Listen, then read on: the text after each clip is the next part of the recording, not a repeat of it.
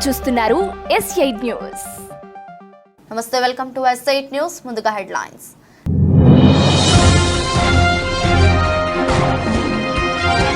Israel పై డ్రోన్లు, క్షిపణులతో విరుచుకుపడ్డ Iran.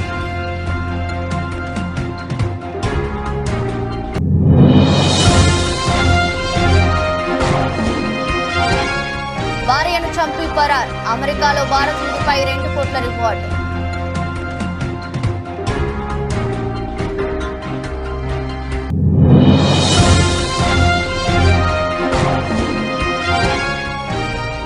Bus యాత్రలో CM Jagan పై రాయి దాడి, జాతీయ ఎన్నికల కమిషన్ సీరియస్.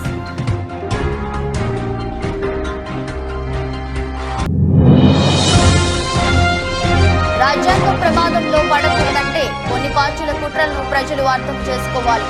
సంచలన వ్యాఖ్యలు చేసిన కేటీఆర్.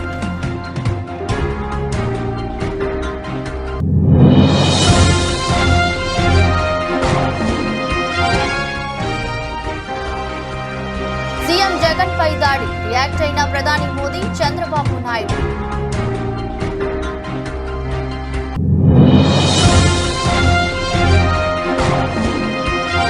సీఎం జగన్ పై దాడి, వైఎస్ షర్మిల, కేటీఆర్ కీలక వ్యాఖ్యలు.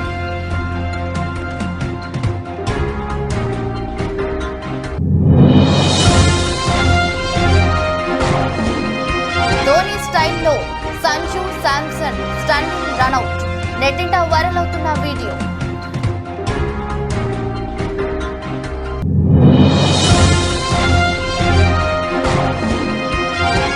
తండ్రిగా ఎంతో గర్వంగా ఉంది, పుత్రోత్సాహంతో చిరంజీవి ట్వీట్.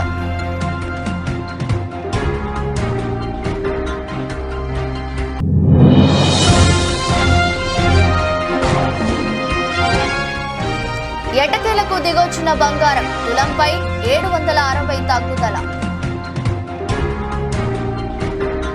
ఇరాన్ అన్నంత పని చేసింది. సిరియాలోని తమ కాన్సులేట్ భవనం ఘటన తర్వాత ప్రతీకారంతో రగిలిపోతున్న ఇరాన్ చెప్పినట్లే ఇజ్రాయెల్ పై దాడికి దిగింది. ఆపరేషన్ ట్రూ ప్రామిస్ పేరుతో 200కు పైగా కిల్లర్ డ్రోన్లు, బాలిస్టిక్ మిసైళ్లు, క్రూయూజ్ క్షిపణులతో విరుచుకుపడింది. ఇరాక్ గగనతలం నుంచి ఇజ్రాయెల్ వైపుగా అవి దూసుకెళ్లాయి. అయితే కొన్నిటిని మధ్య ప్రాచ్యారంలోనే అమెరికా దళాలు మధ్యలోనే కూల్చివేయగా, మరికొన్నిటిని సిరియా, జోర్డాన్ గగనతలం మీదుగా ఇజ్రాయెల్ నేలమట్టం చేసినట్లు తెలుస్తోంది. ఇక ఇజ్రాయెల్ ఏరోస్పేస్ పై మరికొన్నిటిని ఆ దేశ గగనతల రక్షణ వ్యవస్థ అడ్డుకుంది. దీంతో జెరూసలేంలో ఉన్న అలారంలు మారుమ్రోగాయి. గగనతలం నుంచి గగనతలంలోకి మిసైళ్లను తమ భూభాగంపై ప్రయోగించినట్లు ఇజ్రాయెల్ ఆర్మీ ప్రకటించింది. అయితే వాటిని నిలువపరిచామని పేర్కొంది. ఎలాంటి పరిస్థితులైనా ఎదుర్కొనేందుకు సిద్ధంగా ఉన్నామని తెలిపింది. ఉద్రిక్త పరిస్థితుల నేపథ్యంలో ఇజ్రాయెల్, జోర్డాన్, లెబనాన్, ఇరాక్ తమ గగనతలాలను ముగిసివేశాయి. సిరియా, జోర్డాన్ దేశాలు తమ వైమానిక దళాలను అప్రమత్తం చేశాయి. కాగా ఇజ్రాయెల్ పై దాడికి ఐక్యరాజ్యసమితి సెక్రటరీ జనరల్ ఆంటోనియో గుటెర్రెస్ ఖండించారు. ప్రపంచం మరో యుద్ధాన్ని భరించే స్థితిలో లేదని తేల్చి చెప్పారు. ఇరు దేశాలు తక్షణమే కాల్పుల విరమణ పాటించాలన్నారు. ఐరాస భద్రతా మండలి అత్యవసర సమావేశానికి పిలుపునిచ్చారు.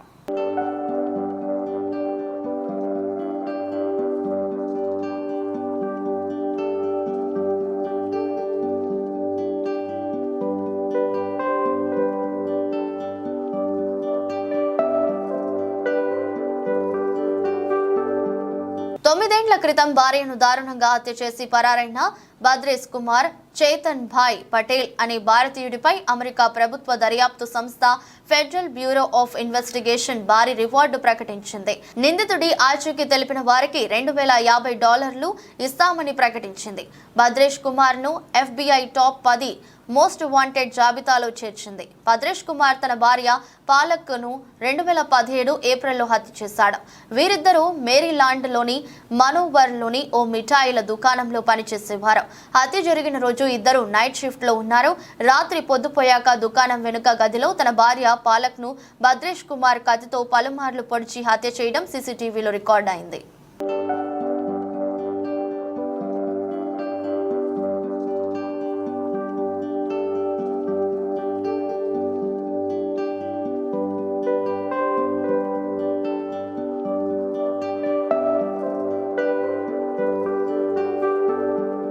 రాజ్యాంగం ప్రమాదంలో పడకూడదంటే కొన్ని పార్టీల కుట్రలను ప్రజలు అర్థం చేసుకోవాలని బీఆర్ఎస్ వర్కింగ్ ప్రెసిడెంట్ కేటీఆర్ అన్నారు.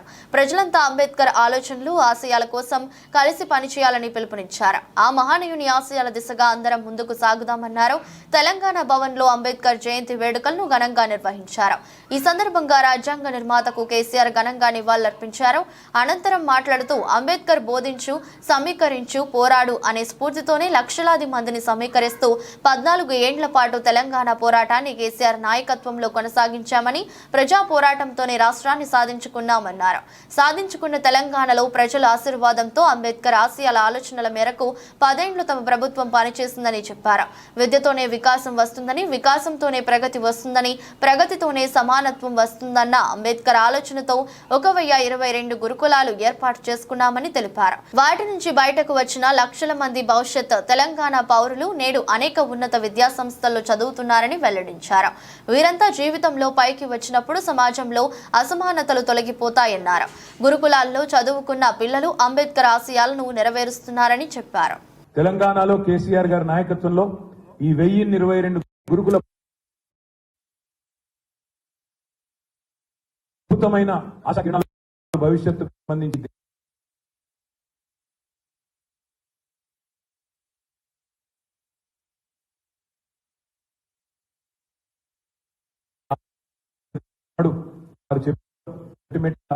కాస్ట్ లెస్ సొసైటీ ఉండాలా, కాస్ట్ ఫ్రీ సొసైటీ ఉండాలా, అందరినీ ఒక మనిషికి ఒకే ఓటు అని చెప్పినాను రాజ్యాంగంలో.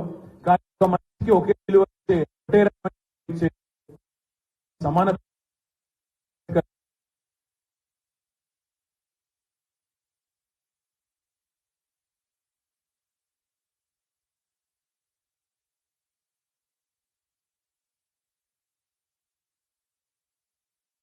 తెలంగాణ రాష్ట్ర పరిపాలనకు కేంద్ర బిందువైన సెక్రటేరియట్ కు డాక్టర్ బాబాసాహెబ్ అంబేద్కర్ పేరు పెట్టిన అది ఒక్క కేసీఆర్ గారి వల్లనే సాధ్యమైందనే మాట కూడా నేను గుర్తు చేస్తా ఉన్నా. దాంతో పాటు ఈ దేశంలో అంబేద్కర్ గారు అంటే కేవలం దళితులకు సంబంధించిన నాయకుడే కాదు, కేవలం బడుగు బలహీన వర్గాలకు సంబంధించిన నాయకుడే కాదు, మహాత్మా గాంధీతో తప్పకుండా పోల్చి సరిసమానమైన స్థాయి కలిగిన నాయకుడు అంబేద్కర్ గారు. అందుకే అంతటి ఘనమైన నివాళిని ఆ రోజు కేసీఆర్ గారి నాయకత్వంలో మనం శాసనసభలో అందించుకున్నాం. వారి 125 ఫీట్ల విగ్రహం పెట్టుకున్నాం. ఇది విగ్రహం కాదు, ఇది విప్లవం అనే మాట ఆనాడు కేసీఆర్ గారు మాట్లాడినారు. తప్పకుండా ఇవాళ మళ్ళొక్కసారి 133వ జయంతి నాడు మనందరం కూడా గుర్తుంచుకోవాల్సింది ఒకటే, దళిత బంధు లాంటి దమ్మున్న పథకం పెట్టినా లేదా బలహీన వర్గాల కోసం చిత్తశుద్ధితో, నిబద్ధతతో, రాజకీయ ప్రయోజనాలతో నిమిత్తం లేకుండా రాజకీయంగా నష్టం జరిగినా లాభం జరిగినా మరి అధికారం ఉన్నప్పుడు, అవకాశం ఉన్నప్పుడు తప్పకుండా అందరి మంచి కోసం, సమానత్వం కోసం పాటుపడాలనే ఒక ఆలోచన ఏదైతే కేసీఆర్ గారు చేసినారో ఆ ఆలోచన ద్వారా ఆ అంబేద్కర్ గారి బాటలో అందరం కూడా ముందుకు సాగుదాం. ఆయనను ఇవాళ మీరు చూసినట్టయితే కొలంబియా లాంటి యూనివర్సిటీలో అక్కడ బాబాసాహెబ్ అంబేద్కర్ గారికి అక్కడ వారు అక్కడ ఒక విగ్రహం పెట్టి ఆ విగ్రహం కింద రాసింది ఏంటంటే ఆయన దళిత నాయకుడనో బడుగు బలహీన వర్గాల నాయకుడనో రాయలేదు. Is one of the founding fathers of modern India. అంటే ఆధునిక భారతానికి మరి బీజం వేసిన ఒక జాతిపిత లాంటి నాయకుడు, ఒక ఆనాటి ఫౌండింగ్ ఫాదర్స్ లో ఆయన కూడా ఒకరని ప్రపంచమే గుర్తించే పరిస్థితి. వాళ్ళ 100 పైచిలకు దేశాల్లో అంబేద్కర్ గారి గురించి ఇవాళ స్మరించుకుంటున్నారు, ఆలోచించుకుంటున్నారు. మన దేశంలో కూడా ఈరోజు ముఖ్యంగా ఈరోజున్న పరిస్థితుల్లో ఆయన చెప్పిన ఒక గొప్ప మాటను గుర్తు చేసుకోవాల్సిన బాధ్యత మన మీద ఉన్నది. రాజ్యాంగానికి సంబంధించి, రాజ్యాంగబద్ధమైన హక్కులకు సంబంధించి, ముఖ్యంగా ప్రజలకు సంబంధించిన అంశాలు అంబేద్కర్ గారు ఏదైతే చెప్పినారో సమాజంలో సమానత్వం రావాలి అంటే ఇవాళ ఈ దేశంలో ఉన్న పరిస్థితుల వల్ల, ముఖ్యంగా కొన్ని రాజకీయ పార్టీల యొక్క వైఖరి వల్ల ఆ రాజ్యాంగం కూడా ప్రమాదంలో ఉన్న విషయాన్ని కూడా మనం గుర్తుపెట్టుకోవాలా. ఆ రాజ్యాంగం ప్రమాదంలో పడకూడదు. అంబేద్కర్ గారి ఆలోచన ధారకు అనుగుణంగా ఈ దేశంలోని అన్ని కులాలు, అన్ని మతాలు, అన్ని వర్గాలు కలిసి మెలిసి ముందుకు పోవాలి అంటే తప్పకుండా మనందరం కూడా వారి ఆశయం కోసం పాటుపడడమే వారికి అర్పించే నిజమైన నివాళి అవుతుందని మరి మీ అందరు కూడా విజ్ఞప్తి చేస్తూ, ఈరోజు ఎంతో మందికి పెద్దలకు జిల్లాల్లో కార్యక్రమాలు ఉన్నాయి, నియోజకవర్గాల్లో కార్యక్రమాలు ఉన్నాయి. అయినప్పటికీ వాళ్ళ పార్టీ కేంద్ర కార్యాలయానికి విచ్చేసి మీరందరూ కూడా పాల్గొన్నందుకు హృదయపూర్వకంగా మీ అందరు కూడా ధన్యవాదాలు తెలియజేస్తూ జై భీమ్, జై తెలంగాణ. ఒక్క నిమిషం జరగండి ప్లీజ్. విజయవాడలో మేమంతా సిద్ధం పేరుతో బస్సు యాత్ర చేస్తున్న వేళ ఆంధ్రప్రదేశ్ ముఖ్యమంత్రి జగన్మోహన్ రెడ్డిపై రాయి దాడి జరిగింది. సింగనగర్ గంగానమ్మ గుడి వద్ద గుర్తు తెలియని వ్యక్తి పూలతో పాటు రాయిని కూడా విసరడంతో జగన్ కనుబొమ్మపై భాగంలో రాయి తాకింది. దీంతో గాయం కావడంతో విజయవాడ ప్రభుత్వ ఆసుపత్రి వైద్యులు జగన్మోహన్ రెడ్డికి చికిత్స అందించారు. గాయమైన చోట కుట్లు వేశారు. మరోవైపు ఈ ఘటనలో ఎమ్మెల్యే వేలంపల్లి శ్రీనివాస్ కంటికి కూడా గాయమైంది. దీంతో అతనికి కూడా విజయవాడ ప్రభుత్వ ఆసుపత్రి వైద్యులు చికిత్స అందించారు. సీఎం జగన్ పై జరిగిన దాడి ఘటనతో పోలీసులు రంగంలోకి దిగారు. నిందితుడిని పట్టుకునే పనిలో నిమగ్నమయ్యారు. దాడి జరిగిన గంగానమ్మ గుడి ప్రదేశం వద్ద జల్లెడపట్టిన పోలీసులు సీసీ కెమెరాలను పరిశీలిస్తున్నారు. పక్కనే ఉన్న ఇండోర్ స్టేడియం నుంచి దాడి జరిగిందా అని దానిపైన పోలీసులు ఆరా తీస్తున్నారు. పాఠశాలలోని ఓ ఫ్లోర్ నుంచి నిందితుడు దాడికి పాల్పడినట్లు పోలీసులు అనుమానం వ్యక్తం చేస్తున్నారు. దాడి సమయంలో గ్రూప్ కాల్స్ పై ఆరా తీస్తున్నారు. పలువురు అనుమానితులను అదుపులోకి తీసుకున్న పోలీసులు వారిని ప్రశ్నిస్తున్నారు. దాడి జరిగిన ప్రదేశాన్ని విజయవాడ సిపి పరిశీలించారు. మరోవైపు జగన్మోహన్ రెడ్డి బస్సు యాత్రలో జరిగిన దాడి ఘటనపై జాతీయ ఎన్నికల కమిషన్ సీరియస్ గా తీసుకుంది. ఘటనపై పూర్తి స్థాయి నివేదికను సమర్పించాలని రాష్ట్ర ఎన్నికల అధికారికి ఆదేశాలు జారీ చేసింది. దాడి ఘటనపై నివేదిక ఇవ్వాలని రాష్ట్ర డీజీపీ కార్యాలయం ఐఏఎస్ డబ్ల్యూ విజయవాడ సిపిని కోరింది.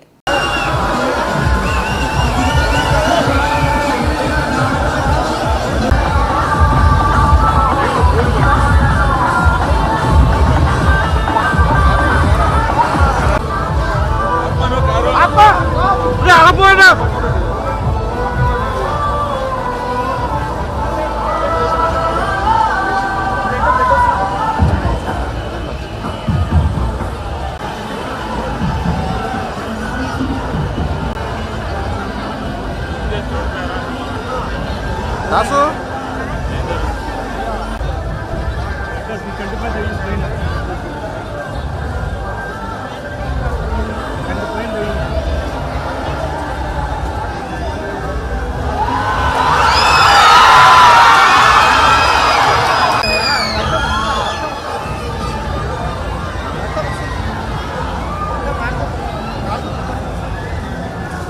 విజయవాడలో మేమంతా సిద్ధం బస్సు యాత్రలో సీఎం జగన్ పై రాయి దాడి ఘటనపై ప్రధాని మోదీ, టీడీపీ అధినేత చంద్రబాబు నాయుడు స్పందించారు.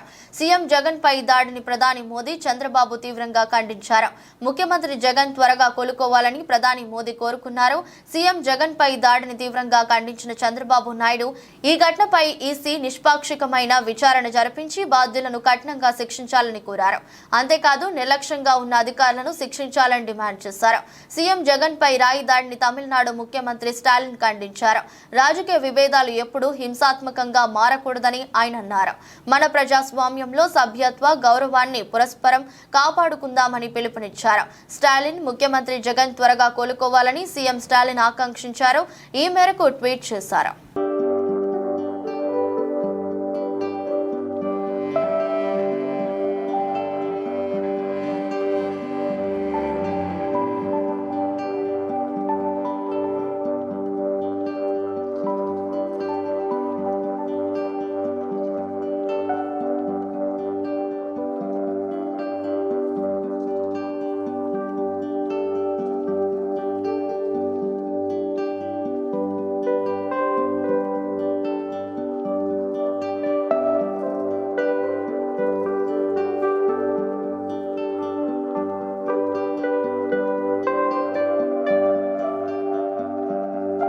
విజయవాడలో ఎన్నికల ప్రచారంలో ఉన్న సీఎం జగన్ పై దాడి ఘటన సంచలనంగా మారింది.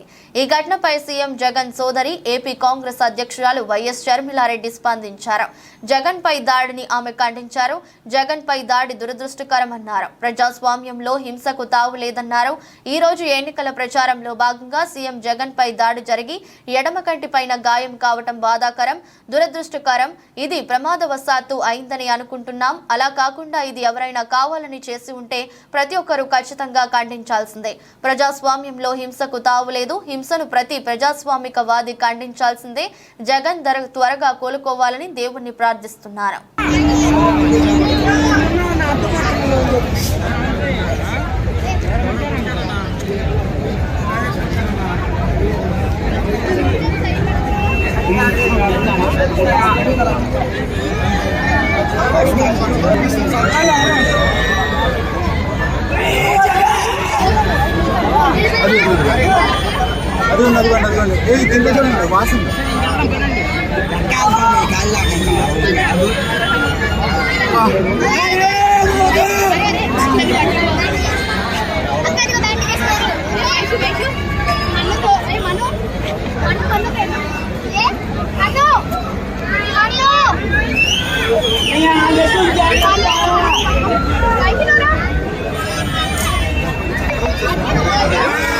వికెట్ కీపింగ్ లో ధోని స్టైలే వేరు. ముఖ్యంగా అతడు వికెట్లను చూడకుండానే బంతిని విసిరి బెయిల్స్ పడగొట్టి రన్అట్ చేయడాన్ని ఎన్నో సార్లు చూసాం.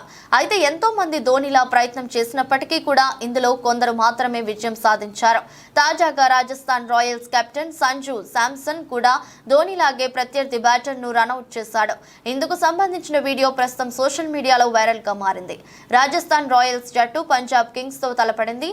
పంజాబ్ ఇన్నింగ్స్ 18వ ఓవర్లో ఈ ఘటన చోటు చేసుకుంది. ఈ ఓవర్ ను చాహల్ చూశాడు. 5వ బంతిని Punjab batter Ashutosh Sharma deep mid wicket దిశగా ఆడాడు. మొదటి పరుగు ఈజీగానే వచ్చింది. రెండో పరుగు కోసం ప్రయత్నించారు. బంతి ఫీల్డర్ వద్దకు వెళ్లడంతో ఆశుతోష్ శర్మ వెనక్కి తగ్గగా లివింగ్ స్టోన్ అప్పటికే చాలా దూరం వచ్చాడు. వెనక్కి మళ్లీ వికెట్ల వైపుగా పరిగెత్తాడు. ఫీల్డర్ విసిరిన త్రో వికెట్లకు కొంచెం దూరంలో రాగా చురుకుగా స్పందించిన సంజు శాంసన్ బంతిని అందుకొని వికెట్లను చూడకుండానే హిట్ చేశాడు. అప్పటికి లివింగ్ స్టోన్ క్రీజును చేరకపోవడంతో రన్అట్ అయ్యాడు. సంజు శాంసన్ స్టన్నింగ్ రన్అట్ కు అభిమానులు ఫిదా అయ్యారు. ఈ వీడియో వైరల్ గా మారింది. It's a clever follow ball. Oh, they want a second. Very good work by Sanju Samson. Megastar Chiranjeevi వారసుడిగా ఇండస్ట్రీలోకి అడుగుపెట్టిన రామ్ చరణ్ తండ్రికి తగ్గ తనయుడు అనిపించుకోవడం నుంచి తండ్రికి మించిన తనయుడు అనిపించుకునే స్థాయి వరకు చేరుకున్నారు. నేషనల్ నుంచి ఇంటర్నేషనల్ స్థాయి వరకు ఇమేజ్ ని పెంచుకుంటూ వెళ్లిన రామ్ చరణ్ ప్రేక్షకుల చేత గ్లోబల్ స్టార్ అనిపించుకుంటున్నారు. కాగా రీసెంట్ గా రామ్ చరణ్ అరుదైన గౌరవం అందుకున్నారు. తాజాగా రామ్ చరణ్ చెన్నైలోని వేల్స్ యూనివర్సిటీ నుంచి గౌరవ డాక్టరేట్ అందుకున్నారు. All India council for technical education AICTE అధ్యక్షుడు DG సీతారాం చేతుల మీదుగా రామ్ చరణ్ ఈ గౌరవ పట్టా అందుకున్నారు. ఇక దీనిపై చిరంజీవి స్పందిస్తూ పుత్రోత్సాహత్వంతో ట్వీట్ చేశారు. ప్రఖ్యాత విద్యా సంస్థ వేల్స్ యూనివర్సిటీ రామ్ చరణ్ కి గౌరవ డాక్టరేట్ ను ప్రదానం చేయడం ఒక తండ్రిగా నన్ను ఎమోషనల్ గా మరియు గర్వించేలా చేస్తుంది. ఇది ఒక ఉత్తేజకరమైన క్షణం. పిల్లలు తల్లిదండ్రుల విజయాలను అధిగమించినప్పుడే ఏ తల్లిదండ్రులకైనా నిజమైన ఆనందం కలుగుతుంది. రామ్ చరణ్ చాలా స్థిరత్వంతో తన కెరీర్ లో ముందుకు అడుగు వేస్తూ పైకి ఎదుగుతున్నాడు. Love you my dear doctor Ram Charan అంటూ ట్వీట్ చేశారు. The Executive Council of Wales Institute of Science, Technology and Advanced Studies is pleased to recommend to you to confer upon Thiru Ram Charan the degree of Doctor of Literature honoris causa, to which I request that he may be admitted. I invite Thiru Ram Charan Konidela, Indian actor, film producer and entrepreneur, to come forward to receive the honorary degree from the Chancellor.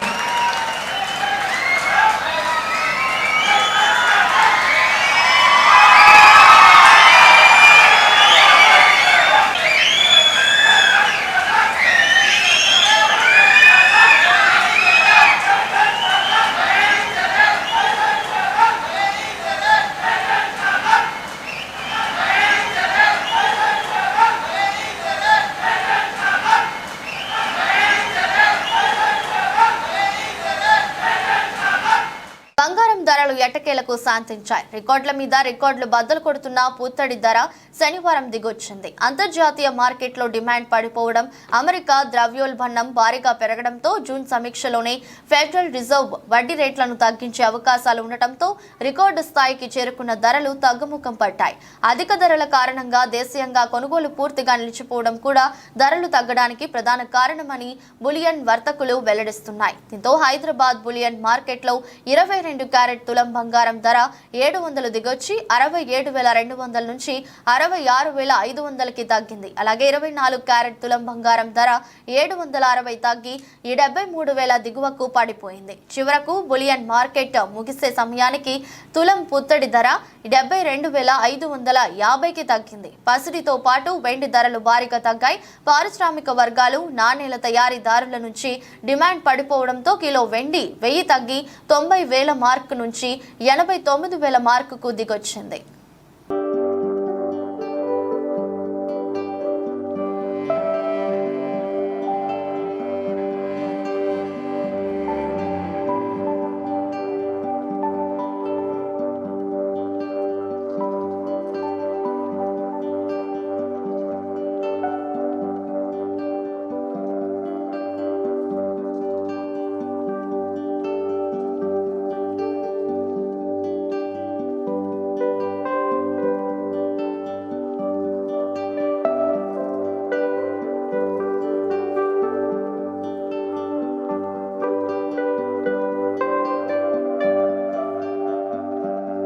ప్రొద్దుటూరులో భారీ బహిరంగ సభ ఎన్నికల ప్రచారంలో భాగంగా సభలో పాల్గొన్న కడప అభ్యర్థి YS Sharmila Reddy, Sunitha Reddy, YS Sharmila Reddy, APCC chief మరియు కడప ఎంపీ అభ్యర్థి ఈ ప్రొద్దుటూరు ఎమ్మెల్యే నాపై అనుచిత వ్యాఖ్యలు చేశాడట. నేను వైఎస్ షర్మిలారెడ్డిని కాదట, వైఎస్ఆర్కి పుట్టలేదట. ఈ ఎమ్మెల్యేకి వైసీపీ సోషల్ మీడియాకి గుర్తు చేస్తున్న జగన్ జైల్లో ఉంటే ఇదే రాజశేఖర రెడ్డి బిడ్డ 3200 కిలోమీటర్ల పాదయాత్ర చేశా. నా బిడ్డలను పక్కన పెట్టా. ఏడాది పాటు రోడ్ల మీద తిరిగా. వైసీపీను నా భుజాన వేసుకొని నడిపా. వీళ్ళు పెద్ద పెద్ద నాయకులట, వీళ్ళు పెద్ద పెద్ద మాటలు మాట్లాడుతున్నారు. నేను తెలంగాణలో పార్టీ పెట్టాను, దాన్ని మూసేసి ఇక్కడికి వచ్చాను అని అడుగుతున్నారే. నేను తెలంగాణలో ఏం చేశాను అని అడుగుతున్నా. తెలంగాణ నాకు పుట్టినిల్లు, ఆంధ్ర నాకు పుట్టినిల్లు, తెలంగాణ నాకు మెట్టినిల్లు. ఇంట్లో ఏ భార్యను అడిగినా పుట్టినిళ్ళ విలువేంటో, మెట్టినింటి విలువేంటో ప్రతి మహిళకు తెలుసు. ఏమక్క మీకు తెలుసు కదా? ప్రతి మహిళకి పుట్టినింటి పట్ల ఒక బాధ్యత ఉంటుంది, మెట్టినింటి పట్ల కూడా ఒక బాధ్యత ఉంటుంది. నా మెట్టినింట్లో తెలంగాణలో ఒక నియంత కేసీఆర్ అనే ఒక నియంత పరిపాలన చేస్తుంటే ఆ నియంతకు వ్యతిరేకంగా రాజశేఖర రెడ్డి బిడ్డ ఒక పార్టీ పెట్టింది. అది కూడా వైఎస్ఆర్ తెలంగాణ పార్టీ అని పెట్టింది. మీలాగా యువజన శ్రామిక రైతు పార్టీ పెట్టి వైఎస్ఆర్ పార్టీ అని చెప్పుకోవడం కాదు, నిజంగానే ఎదుగూరి సందింటి రాజశేఖర రెడ్డి పార్టీ అని పెట్టింది రాజశేఖర రెడ్డి బిడ్డ. తెలంగాణలో 3800 కిలోమీటర్ల పాదయాత్ర చేసింది. ఒక నియంతని గద్దె దించడానికి రాజశేఖర రెడ్డి బిడ్డ పార్టీ పెట్టింది. ఆఖరికి గద్దె దించేంత వరకు కూడా రాజశేఖర రెడ్డి బిడ్డ అదే పార్టీని కొనసాగించింది. గద్దె దించింది కూడా రాజశేఖర రెడ్డి బిడ్డే.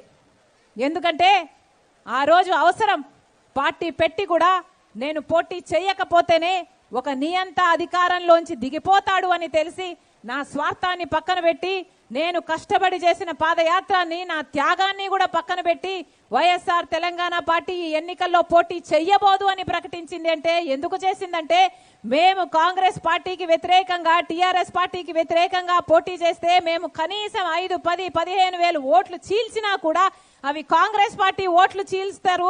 అవి కాంగ్రెస్ పార్టీకి కీడు జరిగితే మళ్ళీ ఒక నియంత కేసీఆర్ ఎన్నికవుతాడు అని, అది జరగకూడదని అంతులేని త్యాగం చేసింది రాజశేఖర రెడ్డి బిడ్డ. ఏ ఒక్కరు పార్టీ పెట్టినోళ్ళు ఎవరు ఈ త్యాగాన్ని ఒప్పుకోరు. కానీ రాజశేఖర రెడ్డి బిడ్డకు రాజశేఖర రెడ్డి గారు నేర్పించాడు. మనకంటే పార్టీ గొప్పది, పార్టీ కంటే ప్రజలు గొప్పవాళ్ళు అని రాజశేఖర రెడ్డి గారు నేర్పిస్తే, రాజశేఖర రెడ్డి బిడ్డ అంత త్యాగం కూడా వెనకాడకుండా, ఆలోచించకుండా చేసింది అంటే అది రాజశేఖర రెడ్డి గారి ఘనత. మళ్ళీ చెప్తున్నాం, రాజశేఖర రెడ్డి బిడ్డ వైఎస్ఆర్ తెలంగాణ పార్టీని ముంచలేదు, దించలేదు. వైఎస్ఆర్ తెలంగాణ పార్టీని కాంగ్రెస్ పార్టీలో విలీనం చేశాం. వైఎస్ఆర్ తెలంగాణ పార్టీ అన్న పార్టీ కాంగ్రెస్ పార్టీ ఎంత కాలం ఉంటుందో, ఎన్ని సంవత్సరాలు ఉంటుందో, ఎన్ని యుగాలు కాంగ్రెస్ పార్టీ బతుకుంటుందో, అన్ని యుగాలు, అన్ని సంవత్సరాలు, అన్ని దశాబ్దాలు వైఎస్ఆర్ తెలంగాణ పార్టీ కూడా కాంగ్రెస్ పార్టీలో విలీనం అయ్యే ఉంటుంది. ఈరోజు రాజశేఖర రెడ్డి బిడ్డ కాంగ్రెస్ పార్టీలో చేరింది, ఆంధ్ర రాష్ట్రానికి వచ్చింది అంటే ఎందుకు వచ్చింది? ఎందుకంటే వార్తలు ముగించే ముందు మరోసారి హెడ్లైన్స్.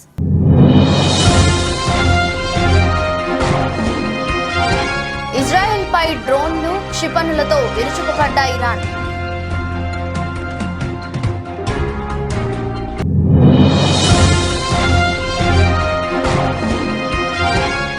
భార్యను చంపి పరార్. అమెరికాలో భారతీయుడిపై 2 కోట్ల రివార్డు.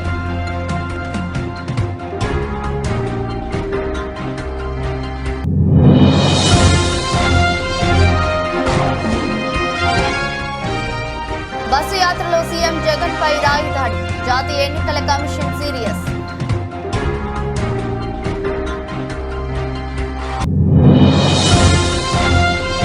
రాజ్యాంగం ప్రమాదంలో పడకూడదంటే కొన్ని పార్టీల కుట్రలను ప్రజలు అర్థం చేసుకోవాలి. సంచలన వ్యాఖ్యలు చేసిన కేటీఆర్.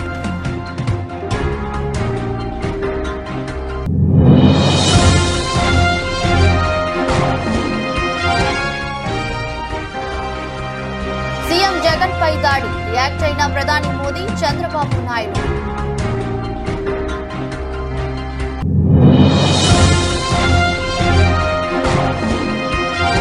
సీఎం జగన్ పై దాడి. వైఎస్ షర్మిల, కేటీఆర్ కీలక వ్యాఖ్యలు.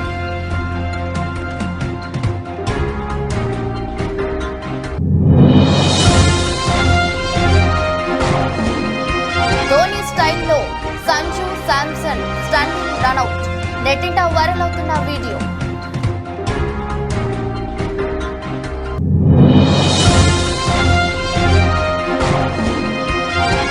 తండ్రిగా ఎంతో గర్వంగా ఉంది. పుత్రోత్సాహంతో చిరంజీవి ట్వీట్.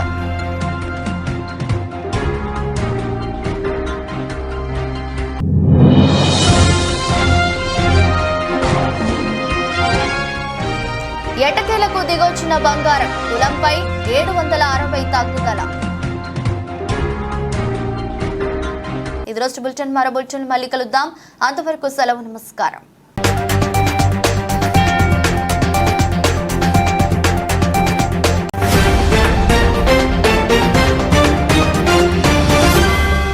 మీరు చూస్తున్నారు S8 న్యూస్.